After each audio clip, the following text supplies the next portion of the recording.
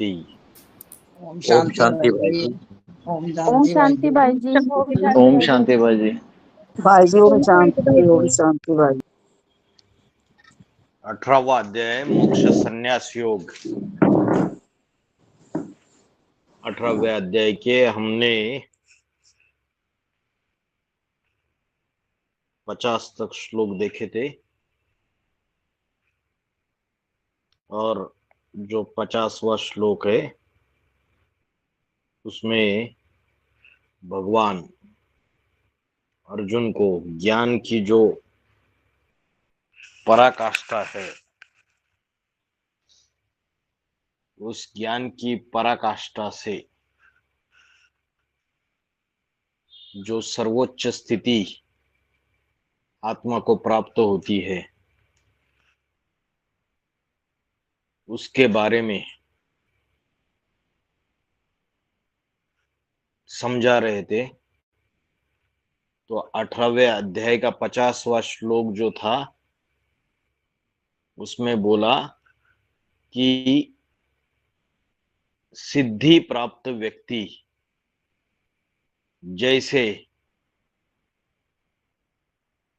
ब्रह्मलोक को पाता है वैसे ही ज्ञान की पराकाष्ठा से जो सर्वोच्च स्थिति ज्ञान की पराकाष्ठा से जो सर्वोच्च स्थिति साक्षात परब्रह्म में होती है वह मेरे से संक्षेप में सुन। 18वें अध्याय का 50वां श्लोक निकालिए। तो ज्ञान की जो सिद्धि है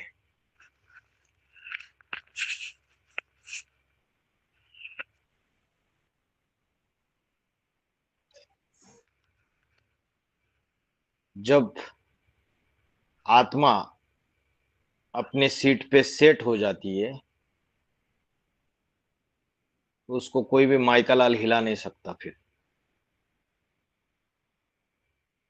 और ज्ञान की पराकाष्ठा से जो उसको सर्वोच्च स्थिति प्राप्त हो जाती है पर ब्रह्म में लीन हो जाता है माना संपन्न अवस्था बन जाती है। वो कैसे बनती है? वो ज्ञान की पराकाष्ठा से।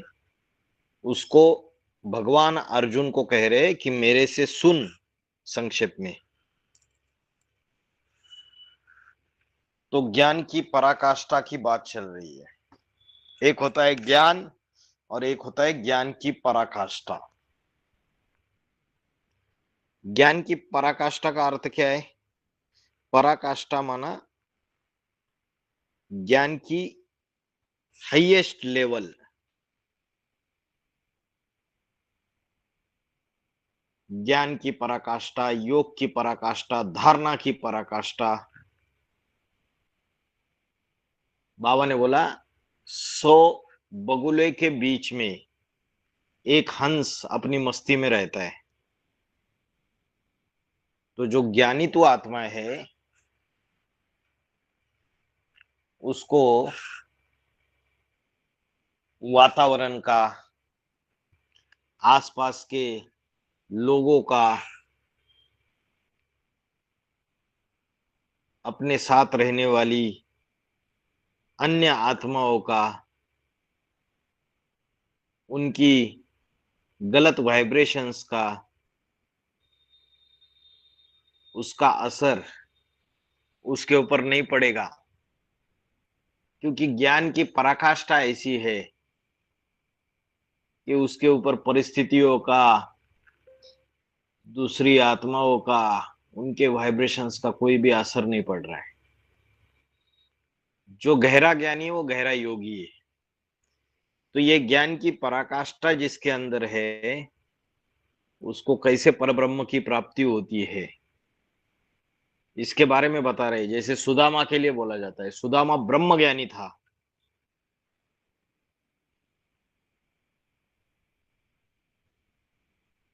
जब उसके जीवन में अति का दारिद्र्य आया,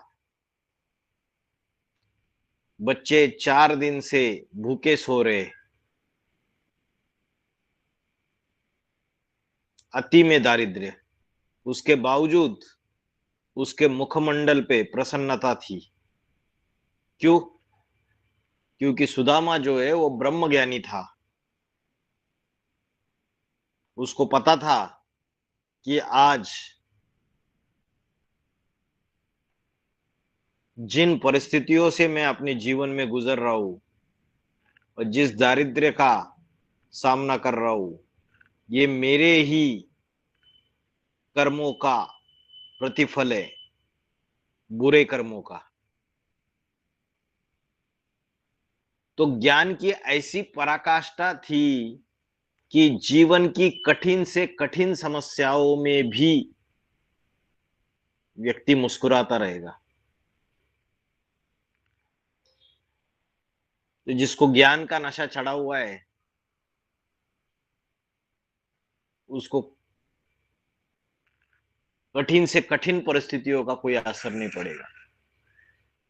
समझो, ईश्वरीय सेवा करते करते कोई विरोधियों ने झूठे केसेस ही डाल दिए, जेल में जाना पड़े।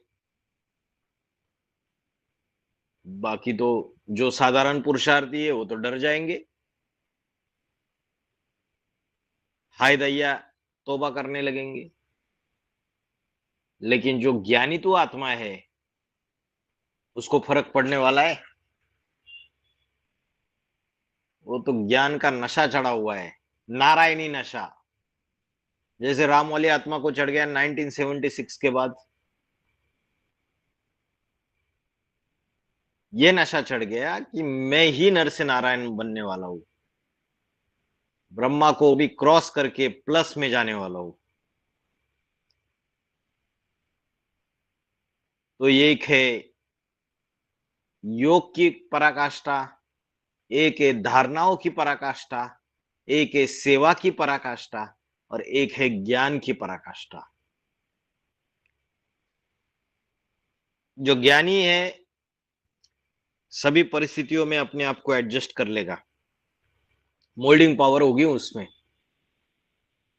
सूर्यवंशियों का लक्षण बताया बाबा ने, कैसे भी परिस्थितियां है मोल्डिंग करेंगे अपने आप को। फ्लेक्सिबल, लचीला पुरुषार्थ होगा उनका। ऐसा नहीं कि अरे बाबा के घर में हम कहाँ सोएंगे, सोने के लिए अच्छा कमरा नहीं है, गर्मी बहुत लगती है, हम कैसे इतनी गर्मी में बाहर की दुनिया में जाके सेवा करेंगे। ऐसे प्रश्न उनको उठेंगे ही नहीं, क्योंकि ज्ञान की ऐसी पराकाष्ठा है कि कैसी भी परिस्थितियों में मोल्ड होने की पावर रहेगी उन आत्माओं में। तो 18वां अध्याय का 51 श्लोक से हम देखते हैं ज्ञान की पराकाष्ठा की बात चल रही है, और ज्ञान की पराकाष्ठा से कैसे परब्रह्म को प्राप्त किया जा सकता है उसकी बात चल रही है। बुद्ध्या विशुद्ध्या युक्तो धृत्या आत्मानां नियम्य च शब्दादीन विषयान त्यक्त्वा राग द्वेषो व्युदस्य च।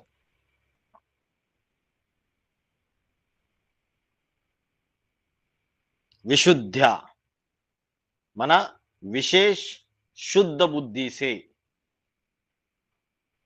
युक्त मना योग युक्त, जो परमात्मा से योग लगाने वाला, परमात्मा की याद में रहने वाला। धृत्या, धृति माना धैर्य, धैर्य पूर्वक। शब्दादीन, शब्द रूप स्पर्श गंध रस, शब्दादीन, ऐसे जो 5 विषय, त्यक्त्वा, त्यक्त्वा माना त्याग, त्याग कर। राग द्वेषो व्युदस्य, व्युदस्य माना छोड़कर, राग और द्वेष को छोड़कर।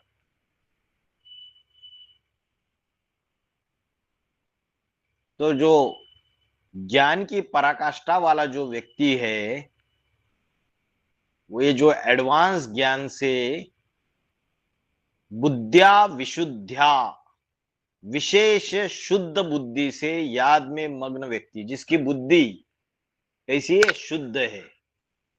शुद्ध बुद्धि किसको कहेंगे? जो स्वयं को आत्मा समझ के दूसरों को आत्मिक रूप में देखती है, देह के रूप में नहीं देखती है, वो शुद्ध बुद्धि है। सच्ची गीता एडवांस ज्ञान से विशेष शुद्ध बुद्धि से परमात्मा की याद में, क्या बोला? युक्तो, युक्तो माना परमात्मा की याद में, मग परमात्मा की याद में मग्न व्यक्ति धृत्या, धैर्य पूर्वक, आत्मा नाम नियम्य, अपने मन को वश में करके, अपने आत्मिक स्मृति में रहकर, अपने चंचल मन को कैसे किया? वश में किया। धृत्या आत्मा नाम नियम्यच, नियमित करना माना उसको वश में करना। और क्या त्याग किया? शब्दादीन विषयान, शब्द, रूप, रस, गंध, स्पर्श, इन विषयों को त्याग कर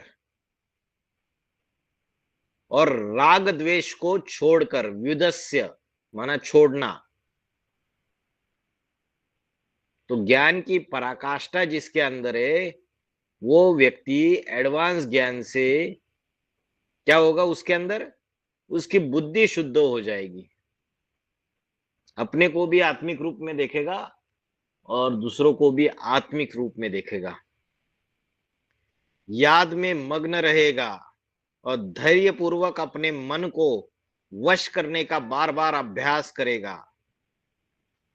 स्पर्श, रूप, रस, गंध, ये जो विषय है, इनको पूरी तरीके से त्याग देगा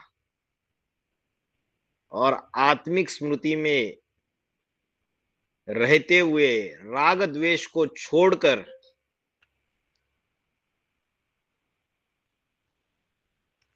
18वें अध्याय का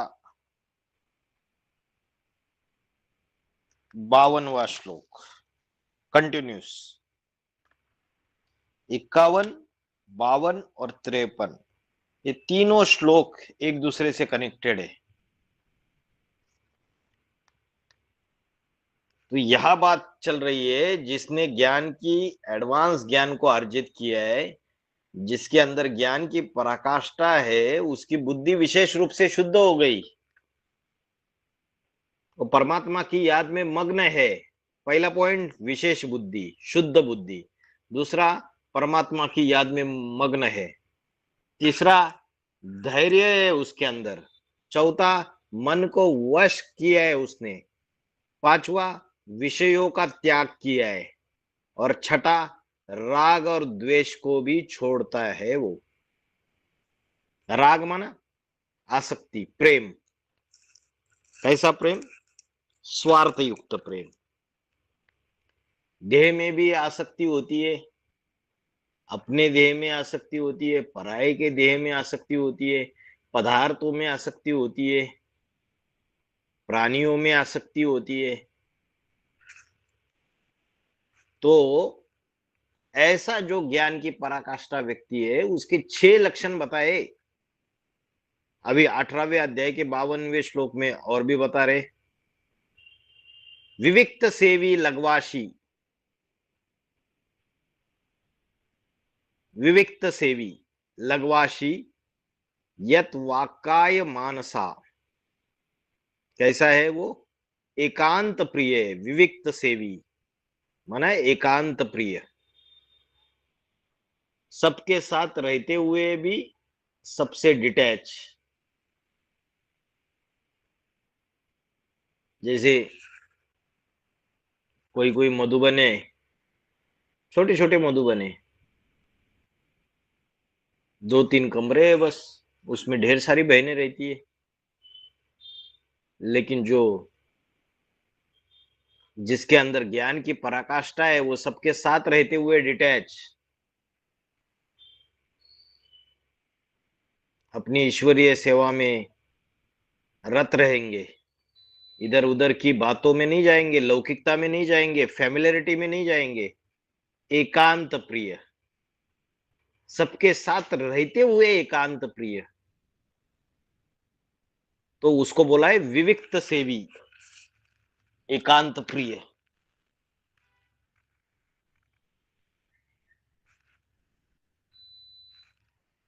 फिर उसके बाद लघवाशी। लघवाशी का अर्थ क्या है? लघवाशी माना अल्प आहारी, जिसका आहार कैसे है? अल्प है।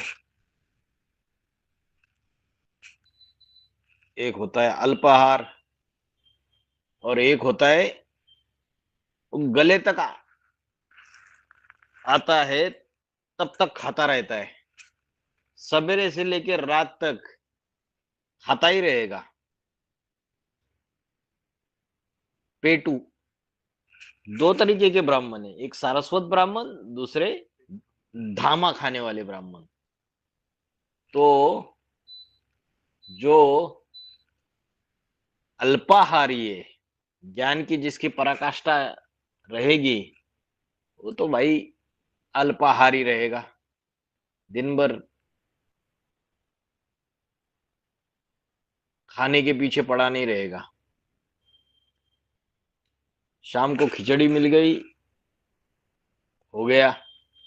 जरूरी नहीं है कि ढेर सारा अलग अलग वैरायटी चाहिए, बहुत सारा भोजन चाहिए, क्योंकि अमृत वेला उठना है सवेरे। तो जो जितना ज्यादा खाना खाएगा, खाना खाना भी एक भोग है इंद्रियों का, तो उसकी बुद्धि विकारों में ज्यादा रमन करेगी, और खाना पचाने में भी फिर सारी की सारी बुद्धि की ताकत सब कुछ लगती है। तो उस केस में जो बुद्धि है वो ज्यादा शार्प बुद्धि रहती है, डल बुद्धि हो जाती है, बहुत ज्यादा खाना खा लिया समझो, डल बुद्धि हो डल जाती बुद्धि है। होती है। तो जो ज्ञान की पराकाष्ठा वाला होगा वो अल्पाहारी होगा। फिर क्या बोला? यत वाक्काय मानस, मन वचन कर्म में मर्यादित, यत वाक्काय मानस, वाक माना वाचा, मानस माना मन, मन के संकल्प, मन। तो वचन, मन और कर्म में मर्यादित, मर्यादा पुरुषोत्तम। देखो कैसे कैसे लक्षण बताए जा रहे। ऐसा नहीं कि वाचा से कुछ भी बोल लिया, अमर्यादित, ऐसे ऐसे वचन बोल दिए कि दूसरा दुखी हो गया। मन के संकल्प भी मर्यादित और कर्म भी मर्यादित। ध्यान योग परो नित्यम,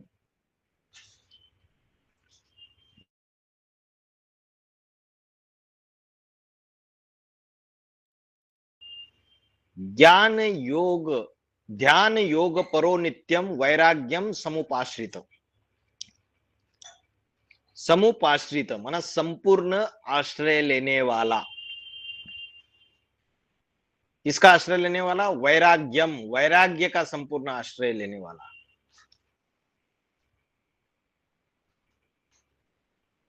और ध्यान योग परो नित्यम कैसा है? नित्य विचार सागर मंथन और परमात्मा से योग युक्त हुआ। और किससे वैराग्य है? ये जो भस्म होने वाली पुरानी कलयुगी दुनिया है, इससे पूरी तरीके से वैराग्य का संपूर्ण आश्रम लेने वाला। अभी जो एडवांस ज्ञान में चलने वाले, उनको वैराग्य आ रहा है क्या अभी भी? मोह में फंसे पड़े हुए,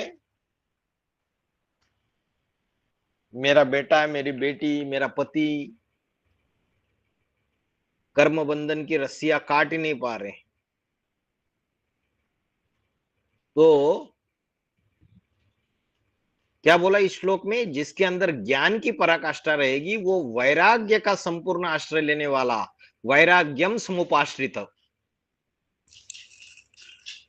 ध्यान योग परो नित्यम, नित्य विचार सागर मंथन करने वाला, परमात्मा से योग युक्त हुआ, विविक्त सेवी, एकांत प्रिय, लघवाशी, अल्पाहारी, और यत वाकाय मानसा, मन वचन कर्म में मर्यादित। तो मर्यादा कैसे पता चलेगी? जो मुरली और अव्यक्त वाणियों में बाबा ने जो श्रीमत दी है, उस श्रीमत के अनुसार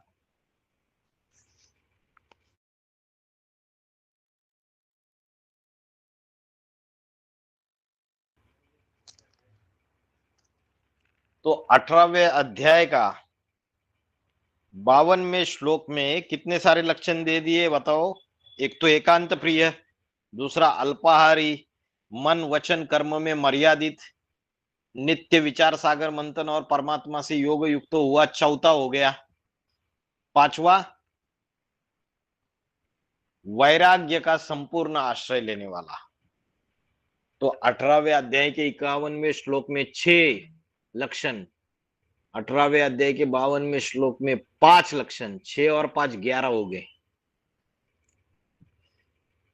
देखो, जिसके अंदर ज्ञान की पराकाष्ठा है वो परम ब्रह्म को,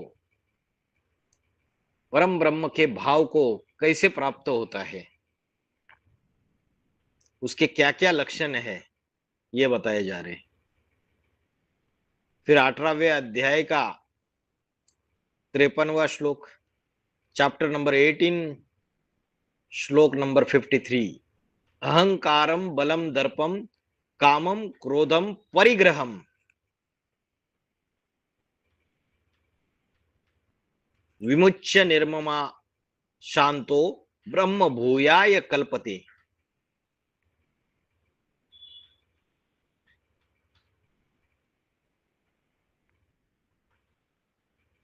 इसमें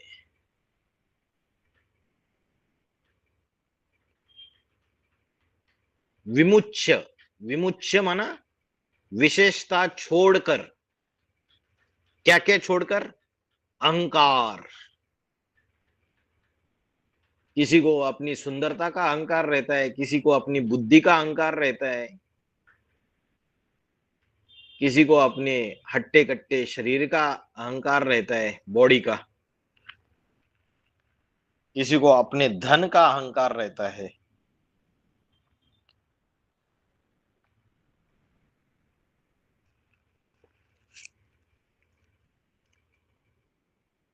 इस अहंकार को छोड़ने वाला होगा वो जो ज्ञान की पराकाष्ठा वाला व्यक्ति होगा, अपने अहंकार को त्याग देगा, अपने देह के अहंकार को, अपने बुद्धि के अहंकार को, धन के अहंकार को। उसके बाद और क्या तागेगा? बलम, बलम माना बाहुबल, जो बाहुबल की शक्ति है,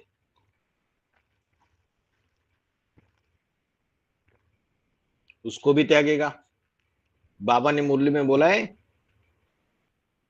योग बल से विश्व की बादशाही और बाहुबल से, बाहुबल से क्या?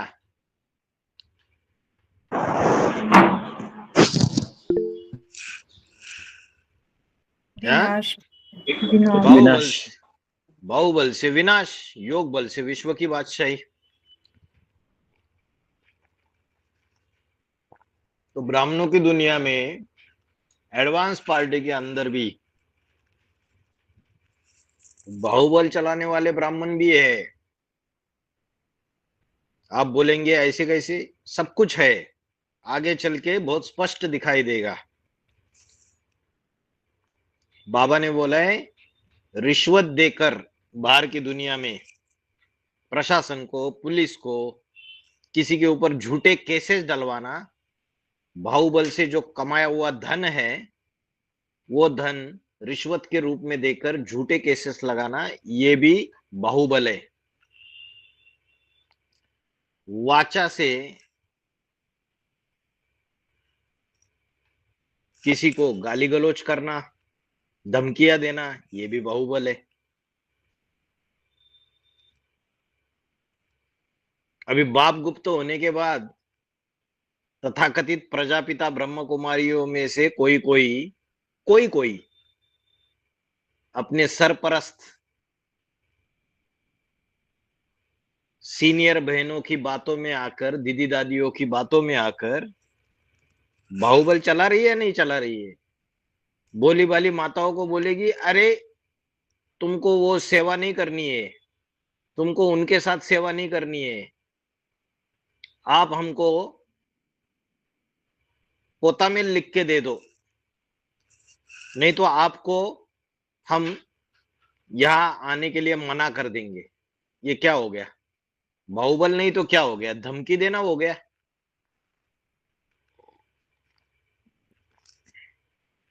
पोता मिल तो मुख्य मुख्य काम विकार का दिया जाता है।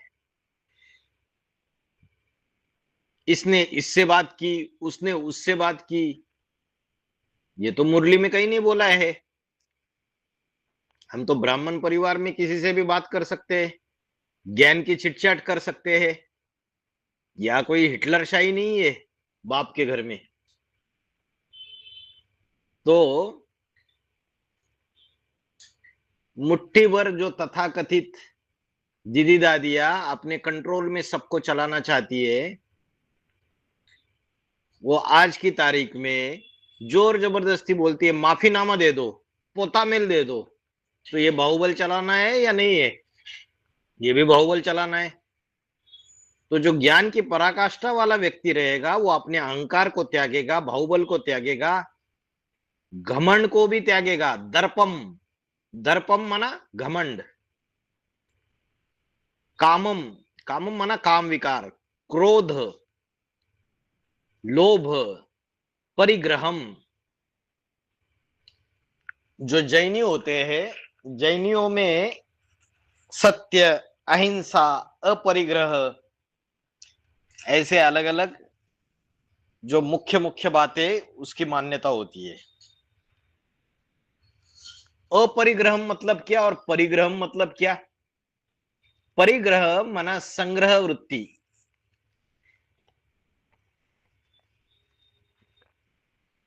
जैसे किसी किसी को आदत होती है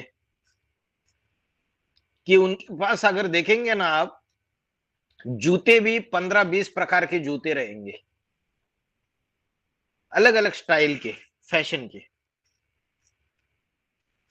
बनियान, शर्ट, साड़ियां, इतनी वैरायटी रहेगी। तो ये क्या है? संग्रह वृत्ति है। जो बैरागी रहेगा, उसको तो पता है कि आज नहीं तो कल इस भंबोर को आग लगने वाली है। बाबा ने तो बोला है बैग बैगेज पैक करके रखना है, कभी भी भागना पड़ सकता है। जब विनाश की लीला चलेगी, उत्तर दक्षिण पूर्व पश्चिम चौदिश काल फिरे, और ब्राह्मणों की दुनिया में पूरी तरीके से पहले पहले काल मंडराएगा।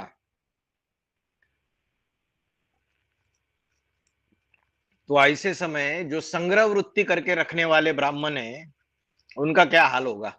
उनकी बुद्धि तो उसी में लटकी रहेगी। और जो मस्त गिरधर गोपाली ना लौटाना थाली, जो शिव शंकर भोलेनाथ को फॉलो करने वाले हैं,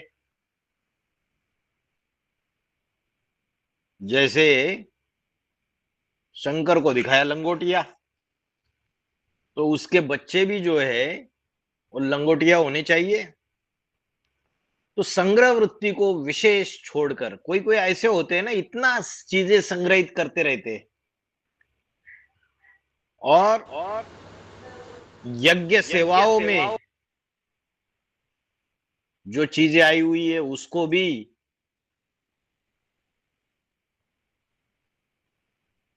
जिसको जरूरत है उन ब्राह्मणों को देकर उसका सही इस्तेमाल कर सकते हैं, लेकिन उसको भी संग्रहित करके रख देते हैं। तो ये परिग्रह, ये एक प्रकार का दोष है। अपरिग्रह माना संग्रह वृत्ति को त्यागना।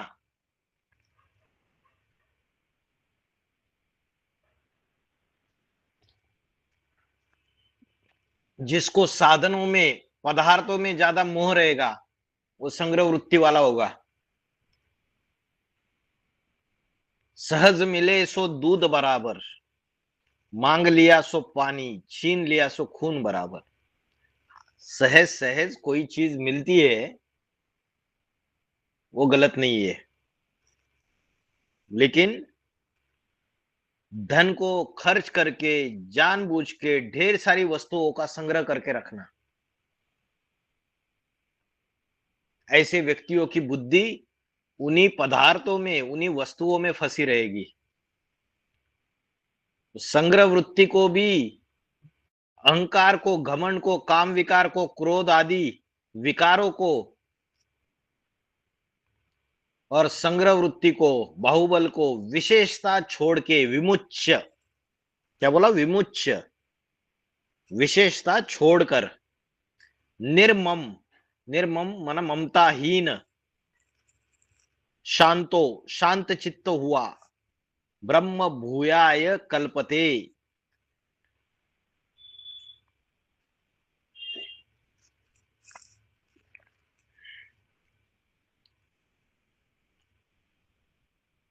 पर ब्रह्म भाव के लिए कल्पते माना समर्थ है। तो कितने उसके लक्षण बताए देखो। पहले 18वें अध्याय के 51 में 6 बताए, 18वें अध्याय के 52 में 5 बताए, और 18वें अध्याय के 53 में कितने बताए?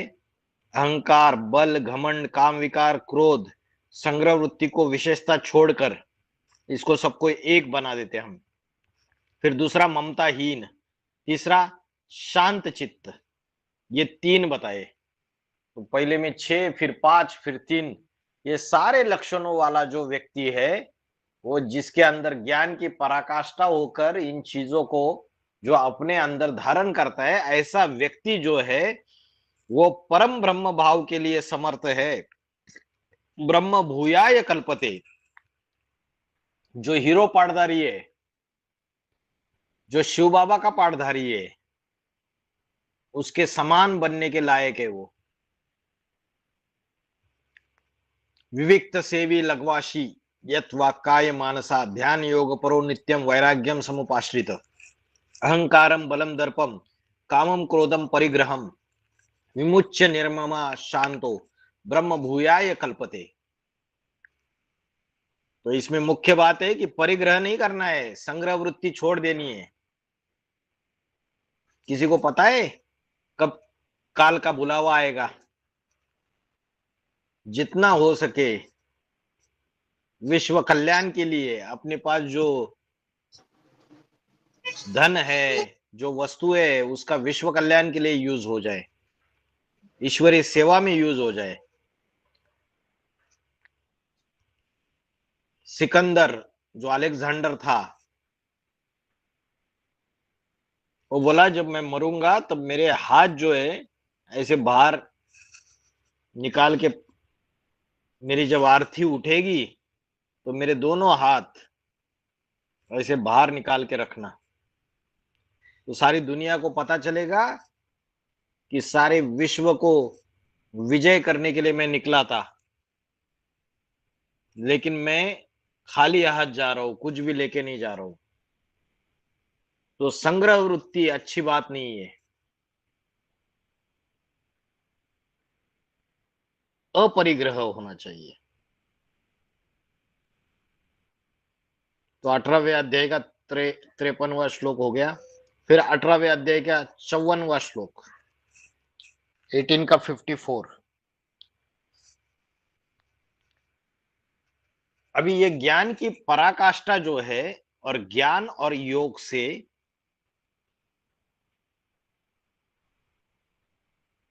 परम श्रेष्ठ भक्ति भाव कैसे प्राप्त हो सकता है, परम श्रेष्ठ भक्ति भाव कैसे प्राप्त हो सकता है, इसके बारे में देखेंगे। 18वें अध्याय का 54वां श्लोक।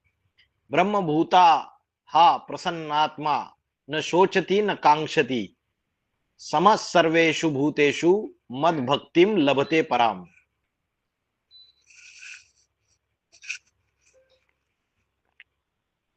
ब्रह्म भूता मतलब जो परम ब्रह्म को प्राप्त हो गए, संपन्न बन गए। न शोचती न कांक्षती, न शोक करता है, प्रसन्न रहेगा, न शोक करता है, न आकांक्षा करता है। आकांक्षा माना इच्छा, किसी वस्तु की, व्यक्ति की, किसी भी प्रकार की इच्छा नहीं करता है, न शोक करता है। सम सर्वेषु भूतेषु मद भक्तिम लभते पराम। कैसा है? सब प्राणियों में समान भाव वाला, सम सर्वेषु भूतेषु, भूत माना प्राणी, सभी प्राणियों में समान भाव वाला, मद भक्तिम लभते पराम, मेरे परम श्रेष्ठ श्रद्धा भक्ति भाव को प्राप्त होता है। लभते पराम, मेरे परम श्रेष्ठ भक्ति भाव को इस संगम युग में प्राप्त होता है। कौन प्राप्त होता है? पहले तो 18वें अध्याय के 51 से लेके 53 तक हमने देखा, जो ज्ञान की पराकाष्ठा वाला व्यक्ति है उसके क्या क्या लक्षण है। उन लक्षणों को अगर वो धारण करेगा तो वो परब्रह्म के भाव को प्राप्त होगा, और परम ब्रह्म के भाव को प्राप्त वाला जो जो प्राप्त हो गया, वो व्यक्ति कैसा रहेगा? प्रसन्न चित्त रहेगा। वो न शोक करता है, शोक मना किसी का भी, कोई मर गया तो भी दुखी नहीं होगा वो। बाबा ने बोला है, तुम बच्चे आए हो खोपड़ियों को ठोकर मारने वाले।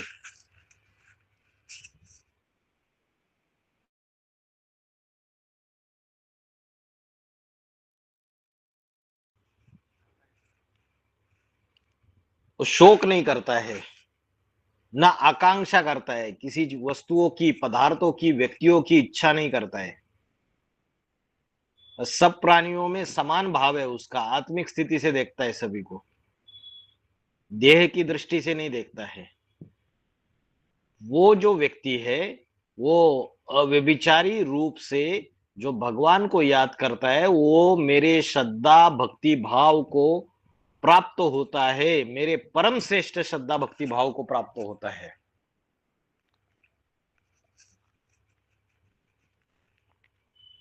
तो 18वें अध्याय के 54वें श्लोक में बोला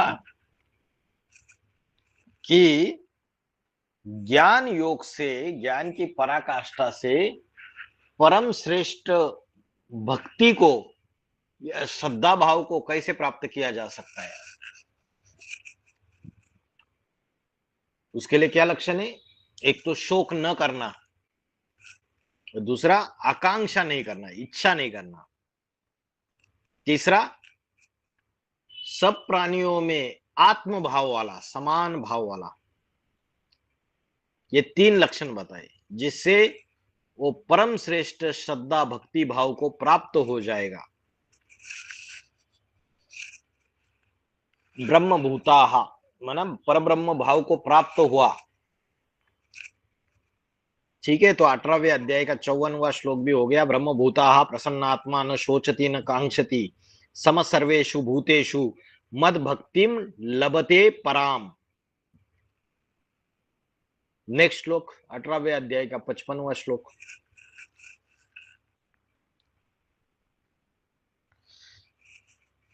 तो जो परम श्रेष्ठ भक्ति को प्राप्त हुआ है वो फिर भगवान को भी प्राप्त हो जाता है। तो 18वें अध्याय के 55वें श्लोक में बताया कि भक्तया माम अभिजानाति यावान योच अस्मि तत्वतः। अभिजानाति मना माम, माम मना मुझे, मुझे शिव बाबा को, अभिजानाति मना भली भांति जान लेता है, उसको भली भांति जान लेता है। बाबा ने मुरली में बोला है, मेरे साथ रहने वाले भी मुझे पूरी तरीके से पहचान नहीं पाते। मैं जो हूं, जैसा हूं, जिस रूप में, जिस तरीके से पाठ बजा रहा हूं, कोई विरला ही मुझे पहचान पाता है। तो जो श्रद्धा भक्ति भावना को प्राप्त हुआ है, वो क्या हो जाएगा? वो शिव बाबा को तत्वपूर्वक भली भांति जान जाता है।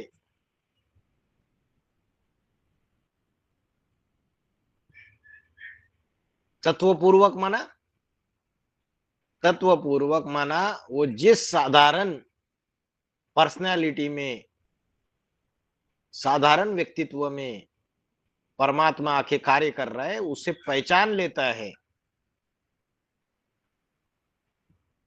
भक्त्या माम अभिजानाति यावान योच अस्मि तत्वता। यावान, जैसा हूं, यावान माना जैसा हूं, यो माना जो, उस श्रद्धा भक्ति भावना से जो और जैसा है भगवान, उसे तत्वपूर्वक भली भांति जान लेता है। अभी क्या होता है, अभी जैसे बाहर की दुनिया वाले लोग हैं जिन्होंने पूरी तरीके से कोर्स नहीं किया है, ज्ञान नहीं सुना है, आपके घर में ही है समझो, आप बड़ी बड़ी बातें, बाबा की बातें उनको बताते हो, लेकिन जब वो बाबा को देखते हैं, आप वीडियो चलाते हो, तो उनको लगता है अरे ऐसे कैसे तुम्हारे बाबा। तो वो साधारण तन को देखते हैं, उसके साधारण रूप को देखते हैं। लेकिन जो ज्ञान की पराकाष्ठा वाला व्यक्ति जब परम श्रेष्ठ भक्ति भाव को प्राप्त कर लेगा, तब वो क्या करेगा? भगवान जैसे है, जैसा है, उसे तत्वपूर्वक भली भांति जान जाता है। वो जैसा है, जिस रूप में है साधारण, उसे भली भांति जान जाता है। और उस शिव बाबा को तत्वता जानकर, कैसे जानकर? तत्वता, उस पर्सनैलिटी में जिसमें शिव प्रवेश करके कार्य कर रहा है, उसे भली भांति जान लेता है। और उसको जानकर क्या बोला? विशते तदनंतरम, तत्पश्चात विशते माना रुद्रमाला के परब्रह्म लोक में प्रवेश पाता है। रुद्रमाला तैयार होगी ना, अष्टदेव 108, 108 की माला। तो जो श्रद्धा भक्ति भावना वाला है, वो जैसा है परमात्मा, जो है, उसे तत्वपूर्वक साधारण शरीर में भली भांति जान जाता है। और तत्व से जानकर माना शिव उसमें प्रवेश है, उस साधारण शरीर में। तो तत्व कौन सा है? शिव तत्व है। तत्पश्चात वो पूरा निश्चय बुद्धि होकर कहा प्रवेश पाता है? परब्रह्म लोक में ही प्रवेश पाता है। परब्रह्म लोक में प्रवेश पाना मतलब क्या? उसकी अवस्था कैसे बनेगी? परमधामी अवस्था बनेगी। इसलिए बाबा ने क्या बोला? बाप को याद करो, परमधाम को याद करो। तो परमधाम वो उसकी हाईएस्ट निराकारी स्टेज की बात है। और परब्रह्म लोक में प्रवेश पाना माना उस परमधामी अवस्था को प्राप्त कर लेना। 100% निराकारी, निर्विकारी, निरंकारी। इसका अर्थ है परब्रह्म लोक में प्रवेश पाना। तो कौन प्रवेश पाएगा, उसके लिए क्या बताए, अरे जैसा हूं, जो हूं, भगवान जैसा है, जो है, उसे तत्वपूर्वक भली भांति जान लेने वाला, उसे तत्वता जानकर तत्पश्चात उस परब्रह्म लोक में प्रवेश पाता है, माला का मन का बन जाता है निश्चय बुद्धि होकर। श्रद्धावान लभते ज्ञानम, जिसके अंदर श्रद्धा है उसको ही ज्ञान प्राप्त होता है, और जिसको बार बार संशय आता है उसका तो विनाश हो जाता है, उसके पद का विनाश हो जाता है। ज्ञान में संशय आता है, ईश्वरीय परिवार में संशय आता है, ड्रामा में संशय आता है, अपनी आत्मा के ऊपर संशय आता है कि भाई मेरा तो इतना बड़ा पार्ट होगा नहीं, बार बार इंफेरिटी कॉम्प्लेक्स आता है। तो ऐसी जो आत्मा है, संशय बुद्धि विनश्यति, और जो निश्चय बुद्धि है, परमात्मा से प्रीत बुद्धि है, वो जो है, जैसा है, जिस रूप में, जिस तरीके से पाठ बजा रहा है, तो भी निश्चय बुद्धि है, ऐसे विजयंती हो जाते, माला में, माला के मन के बन जाते हैं, श्रेष्ठ माला के मन के बन जाते हैं। तो 18वें अध्याय के 55वें श्लोक में यही बात बताई। अभी 18वें अध्याय के 56 से भक्ति सहित कर्म योग का विषय समझा रहे। अभी तक तो ज्ञान की पराकाष्ठा, फिर उससे भगवत भक्ति को कैसे प्राप्त होंगे, और भगवत भक्ति से फिर परमात्मा को कैसे प्राप्त होंगे, ब्रह्मलोक को, ये बताया। अभी 18वें अध्याय का 56वां श्लोक, यहां भक्ति सहित कर्म योग का विषय समझा है।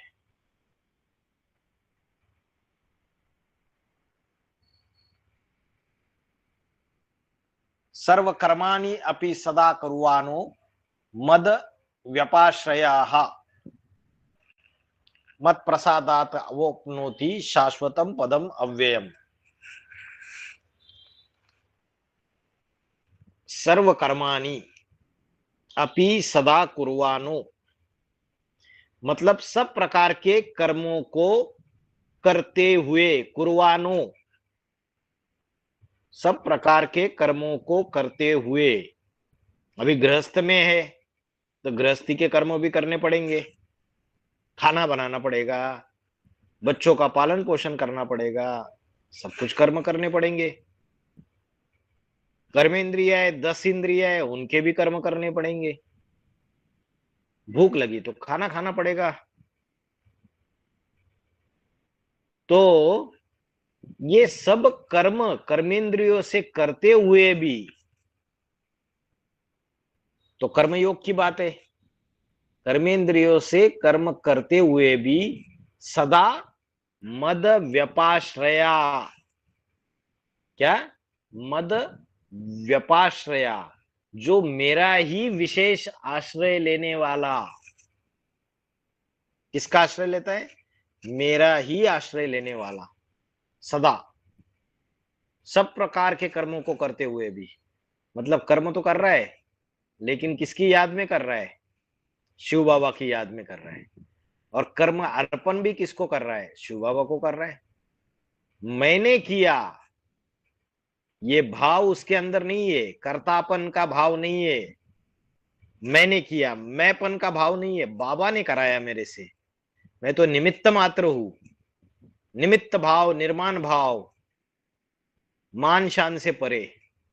तो कर्म करते हुए भी परमात्मा का ही आश्रय लेने वाला, ये परमात्मा की छत्र छाया मेरे ऊपर है, जिसकी वजह से मैंने ये किया, ऐसा भाव जिसके अंदर है। जैसे गीता में बोला, यस्य नाहं कृतो भावो बुद्धिर यस्य न लिप्यते हत्वापि स इमान लोकान न हंति न निबध्यते। यस्य नाहं कृतो भावो, जिसको मैंने किया, यह अहंकार नहीं है। बुद्धिर यस्य न लिप्यते, जिसकी बुद्धि किसी में लिंपायमान नहीं होती है, डिटैच है।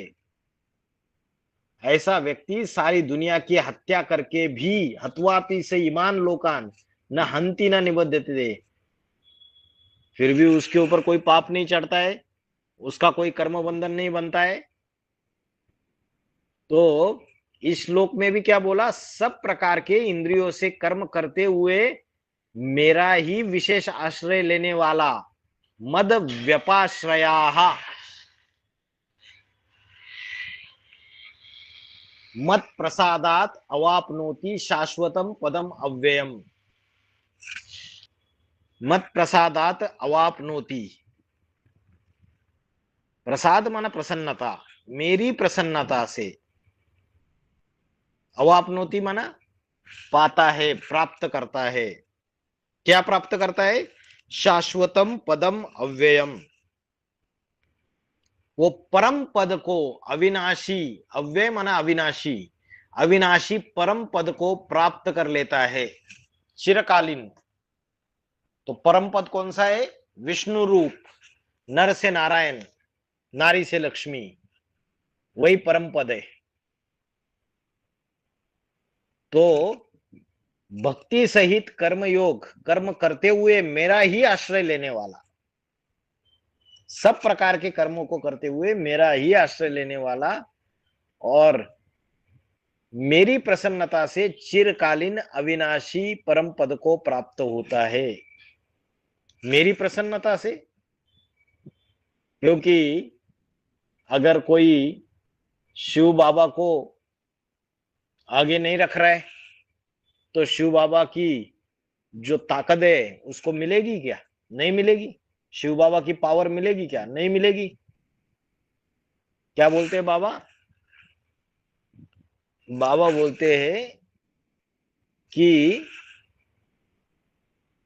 2018 में बाप गुप्त होने के बाद कौन सी पावर है बाबा के पास विशेष?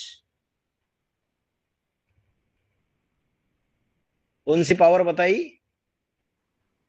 वाइब्रेशन की। वाइब्रेशन की पावर है।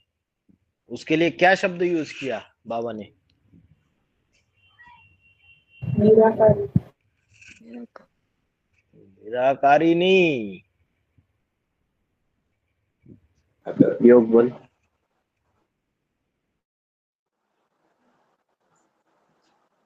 सामना करने की।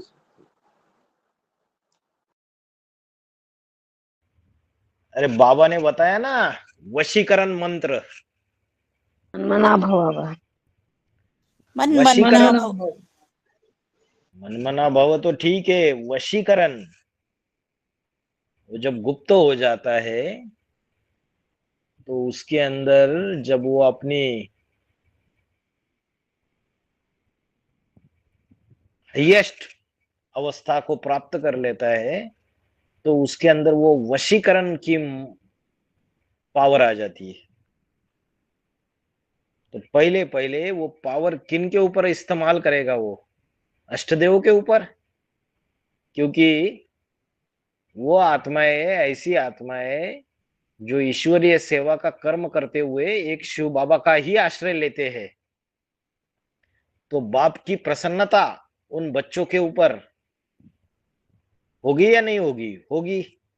तो वो वशीकरण की जो शक्ति है वो सबसे पहले पहले उन अष्टदेवों को मिलेगी, फिर 108 आत्माओं को, जिससे वो आत्माएं अपने सीट पे सेट होकर अविनाशी परम पद को प्राप्त हो जाएगी। तो अविनाशी परम पद को प्राप्त होने के लिए क्या जरूरी है? कर्म करते हुए एक परमात्मा का आश्रय लेना है। नहीं तो हम क्या करते हैं? देहधारियों का आश्रय लेना चालू कर देते हैं। कोई भी संकट आ गया, कोई भी प्रॉब्लम आ गया, बोलते अरे आप ही मेरे लिए सब कुछ हो, आप जैसा कहोगे वैसा हम करेंगे। तो भगवान को भूल जाते हैं, शिव बाबा को भूल जाते हैं, देहधारियों का आश्रय लेने पड़ जाते हैं। तो जो बाबा के जो अनन्य बच्चे रहेंगे वो कर्म करते हुए एक शिव बाबा का ही आश्रय आधार लेंगे और तब परमात्मा की प्रसन्नता से वो चिरकालीन अविनाशी परम पद को प्राप्त करेंगे। सर्वकर्माणि अपि सदा कुर्वाणो मद व्यपाश्रयाः मत प्रसादात अवाप्नोति शाश्वतम पदम अव्ययम।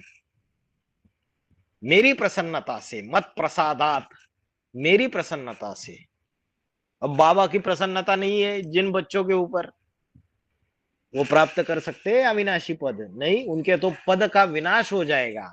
इसलिए बोला विनाश काले विपरीत बुद्धि विनश्यंती, और विनाश काले एक परमपिता परमात्मा शिव बाबा से प्रीत बुद्धि विजयंते। तो उसकी प्रसन्नता बहुत जरूरी है। उसको छोड़ दिया और अपनी दुकान चलाने लगे तो फिर उसकी पावर नहीं मिलेगी। उसकी प्रसन्नता से ही वो अविनाशी परम पद को प्राप्त हो सकता है। ठीक है, तो यहां 56वें श्लोक में कर्मयोग की बात कही है। कर्म करते हुए एक परमात्मा का ही आश्रय लेना। फिर 18वें अध्याय का 57वां श्लोक, चेतसा सर्व कर्माणि मयि सन्न्यस्य मत्पराः बुद्धि योगम उपाश्रित्य मच्चित्ताः सततम भव।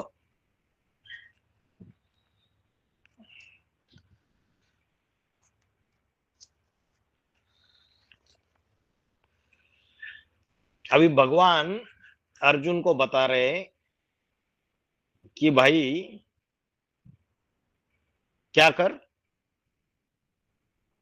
सब कर्मों को मेरे में ही समर्पित कर दे। मन बुद्धि से भी मेरे में समर्पित कर दे। चेतसा, चेतसा मना मन बुद्धि पूर्वक, सर्व कर्माणि मयि सन्न्यस्य, सन्न्यस्य मना स मना संपूर्ण, न्यास मना त्याग, संपूर्ण त्याग मना संपूर्ण समर्पण।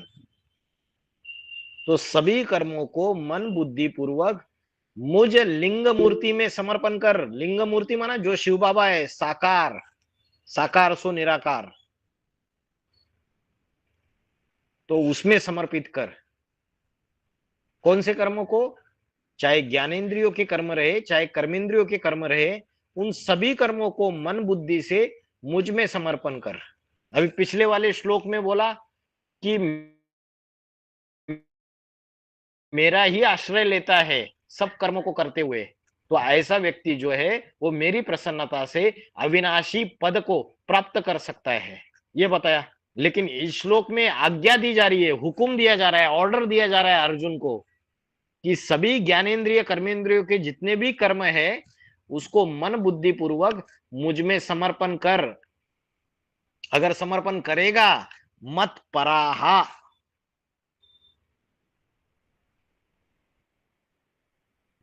तो मेरे अधीन हुआ, मत पराहा मेरे परायण हुआ या मेरे अधीन हुआ, बुद्धि योगम उपाश्रित्य मच्चित्ता सततम भव।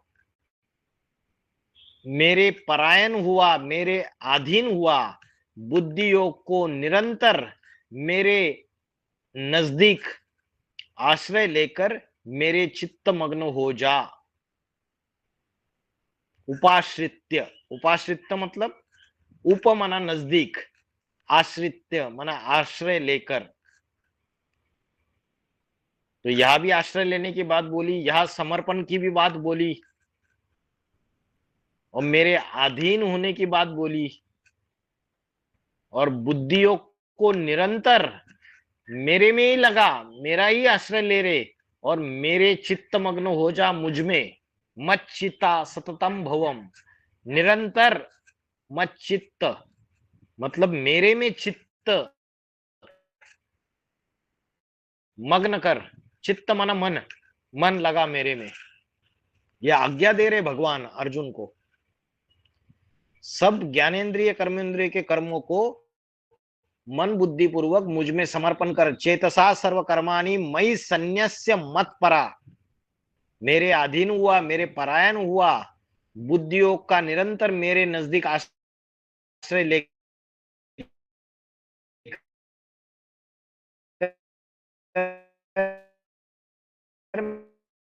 मेरे चित्तमग्न हो जा। तो अपने आप को चेक करो, हम भगवान की जो आज्ञा है, मन मना भव मध्याजी भव, मन मेरे में लगा, जो मेरे मन के संकल्प हो वही तेरे संकल्प होने चाहिए।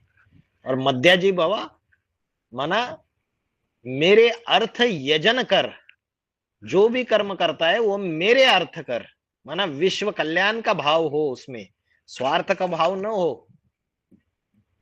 परमात्मा जो स्वर्ग स्थापन करने के लिए आया है,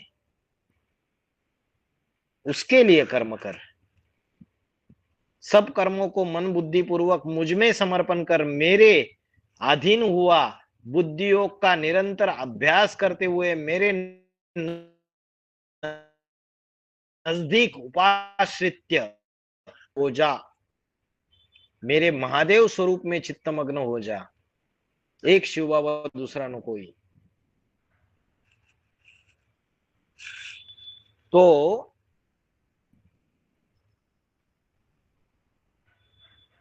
क्या बोला, मतलब भगवान का आशीर्वाद अगर है, शिव बाबा की प्रसन्नता है आपके ऊपर, और वशीकरण मंत्र की ताकत आपके ऊपर यूज हो रही है,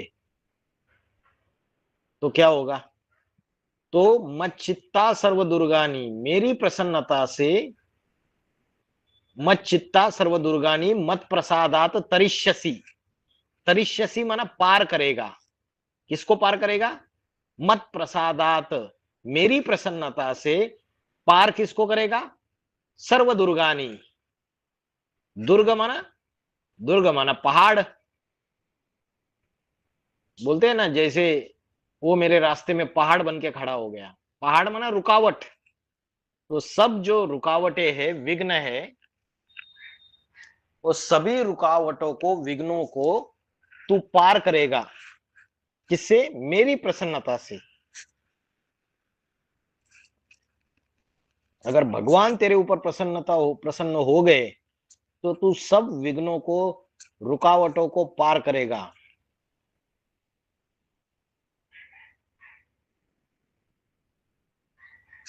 अथ चेत्वम अहंकारात न श्रोष्यसि विनक्ष्यसि। श्रोष्यसि, श्रोष्यसि, न श्रोष्यसि। श्रोष्यसि माना सुनना, और न श्रोष्यसि माना नहीं सुनना। अगर तू अहंकार में आकर और मेरे बिंदु रूप में जबरियन चित्तमग्न हुआ, तो अहंकार के कारण मेरी श्रेष्ठ मत नहीं सुनेगा, न श्रोष्यसि, तो तेरा विनाश हो जाएगा। माना जो ऊंचा पद, पद का विनाश हो जाएगा।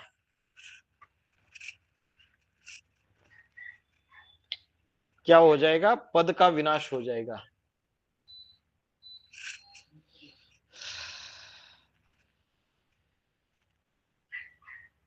क्या करेगा? आज्ञा पालन नहीं करेगा अहंकार के कारण,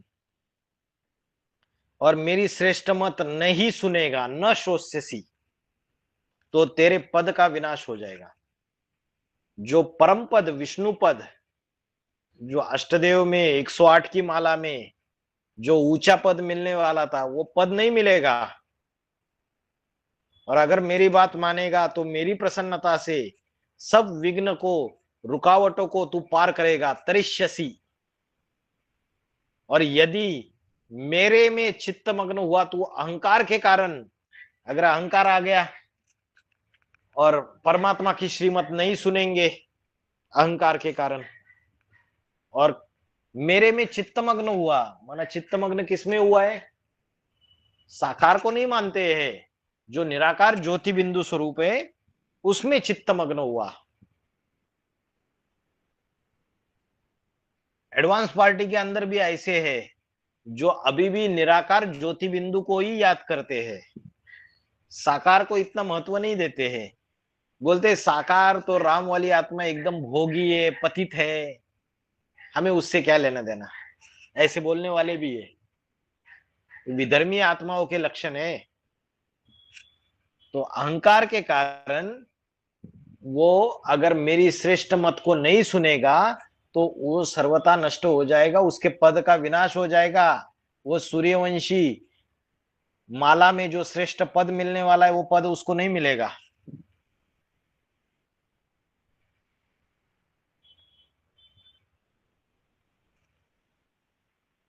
तो परमात्मा की ज्ञान को, आज्ञा को नहीं मानने के कारण उसका नुकसान हो जाएगा, विनाश हो जाएगा पद का।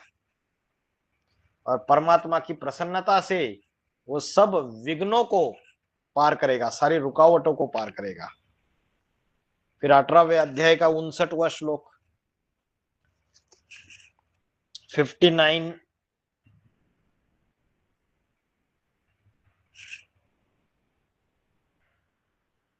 59 और 60 दोनों कनेक्टेड है।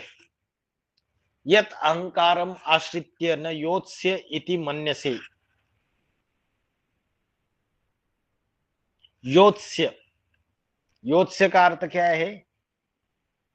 युद्ध।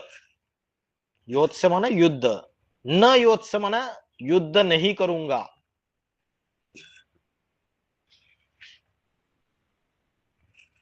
मन्यसे, मन्यसे माना मानेगा, इति माना ऐसा।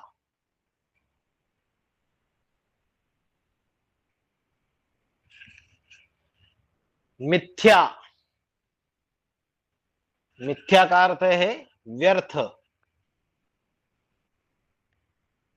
व्यवसायाः, सोचना।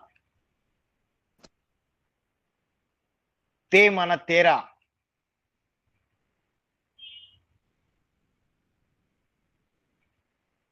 और प्रकृति माना स्वभाव। यहां पे प्रकृति का अर्थ क्या है? स्वभाव। जो प्राणी का स्वभाव होता है। न्योक्षति, न्योक्षति माना अवश्य ही लगाना, अवश्य ही लगा देती है।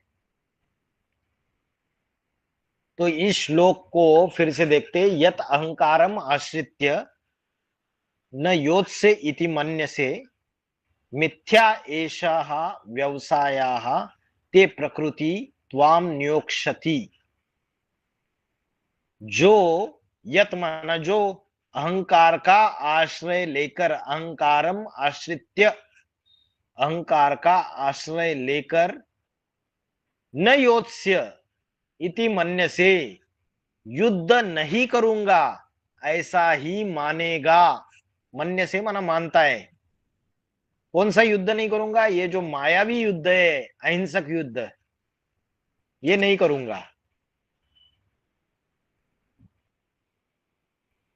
बोलेगा जो अहंकारी होगा वो अहंकार का आश्रय लेके युद्ध नहीं करूंगा ऐसे ही मानेगा। जैसे अर्जुन, अर्जुन मोह के वश में आके बोला मैं तो युद्ध नहीं करूंगा। अहंकार का आश्रय लेकर मायावी अहिंसक युद्ध नहीं करूंगा ऐसा ही मानेगा। एक होता है हिंसक युद्ध, एक होता है अहिंसक युद्ध। और यह कौन से युद्ध की बात है? मायावी अहिंसक युद्ध की बात है। माया, ये विकारी माया है। तो जब विकार का भोग भोगते हैं तब हिंसा करते हैं या अहिंसक होते हैं? हिंसा माना जोर जबरदस्ती, बलात्कार। तो जो अहिंसक युद्ध है वो अहिंसक युद्ध कैसा है? जिसमें कोई भी जबरदस्ती नहीं है, कोई भी जोर जबरदस्ती नहीं है, किसी को दुख देने वाला कर्म नहीं है। तो कोई अहंकार का आश्रय लेकर ये कहता है कि मैं युद्ध नहीं करूंगा, न योत्स्य इति मन्यसे। यत अहंकारम आश्रित्य न योत्स्य इति मन्यसे मिथ्या एष व्यवसाय। उसका, उसका नहीं, तेरा। ते माना तेरा। मिथ्या एष व्यवसाय ते प्रकृति त्वाम नियोक्षति। तेरा यह सोचना व्यर्थ है, क्योंकि कारण क्या? क्योंकि तेरी जो क्षत्रिय प्रकृति है वो तुझे युद्ध में अवश्य ही लगा देगी। तू कितना भी सोचेगा कि मैं युद्ध नहीं करूंगा, लेकिन अगर जन्म जन्मांतर के संस्कार है क्षत्रिय के, तो दे तेरे अंदर जो क्षत्रिय की प्रकृति है, जो स्वभाव है तेरा, वो तुझको युद्ध में अवश्य ही लगा देगी। कितना भी तू सोच, तेरा सोच व्यर्थ हो जाएगा। माना तेरा जो जन्म जन्मांतर का स्वभाव संस्कार है, जो तेरी क्षत्रिय प्रकृति है, वो तेरे को युद्ध में अवश्य ही लगा देगी। तू कितना भी बोल मैं युद्ध नहीं करूंगा अहंकार में आकर, तेरा ये सोचना व्यर्थ है। क्योंकि तेरी जो क्षत्रिय प्रकृति है, मिथ्या एष व्यवसाय ते प्रकृति त्वाम नियोक्ष्यति, तुझको युद्ध में अवश्य ही लगा देगी। इसका मतलब क्या? कोई डरते हैं कि भाई ये ब्राह्मणों की दुनिया में ये जो युद्ध चल रही है, सत्य असत्य की, धर्म अधर्म की, इस युद्ध में हम तो नहीं कूदेंगे, हम तो शांति के लिए जाते हैं ना आश्रम में, ये क्या हमें लेना देना ये सारे युद्ध से, झगड़े से। तो अहंकार का आश्रय लेकर युद्ध नहीं करूंगा ऐसे मानेंगे, लेकिन उनका सोचना व्यर्थ है। क्योंकि बाबा ने क्या बोला है, महाभारी महाभारत गृह युद्ध से पसार हुए बगैर स्वर्ग के गेट नहीं खुलेंगे। तो जो बोलेंगे भाई हम तो नहीं पसार होंगे, तो स्वर्ग का गेट भी नहीं खुलेगा उनके लिए।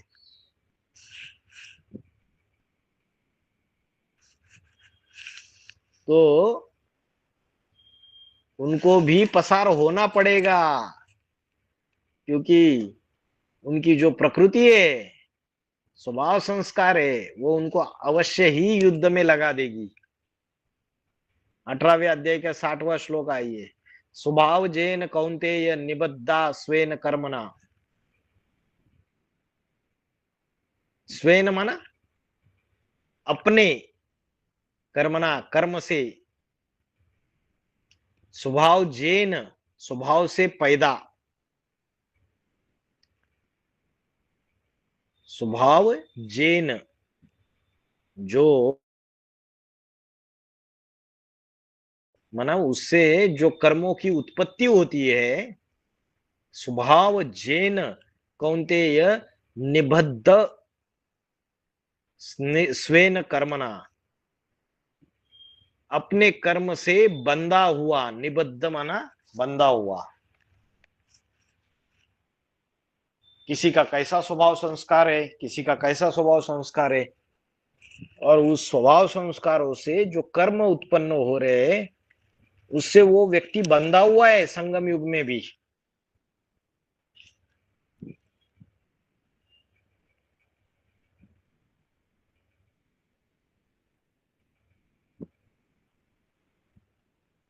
और अगर क्या बोला, कर्तुम न इच्छसी यत मोहात करिष्यसि अवशा अपि तत।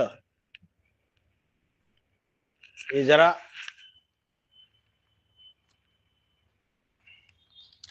अच्छे से समझिए। करिष्यसि मना करेगा, अवश्य, अवश्य का अर्थ है परवश होकर।